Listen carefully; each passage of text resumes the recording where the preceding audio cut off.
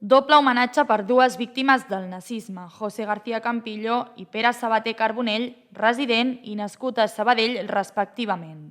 Les seves famílies han pogut recordar-los amb la col·locació d'un Stolperstein artesanal davant el seu domicili. Ja hi ha 63 llambordes repartides pels carrers sabadellencs i, de fet, la capital vallesana és la ciutat catalana que més en té.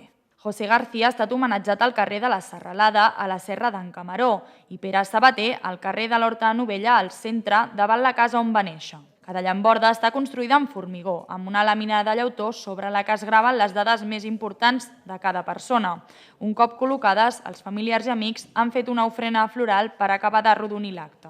Aquesta informació es va recopilar el 2020, que potser us pregunteu i per què ara fem l'acte 3 anys més tard? Perquè les llambordes es fa la sol·licitud a la Generalitat de Catalunya, la Generalitat fa la sol·licitud a Alemanya i es fan de manera artesanal i triguen 3 anys a fer-les. El president de l'Amical de Mauthausen, en Joan, va fer aquesta documentació prèvia, després va avisar al Museu d'Història de Sabadell i després també es va contrastar aquesta informació amb l'arxiu. En definitiva, la feina conjunta de recerca entre l'Amical Mauthausen, el Museu d'Història i l'Ajuntament de Sabadell ha permès reconstruir la història d'aquests dos deportats en camps nazis perquè el seu dolor no quedi a l'oblit.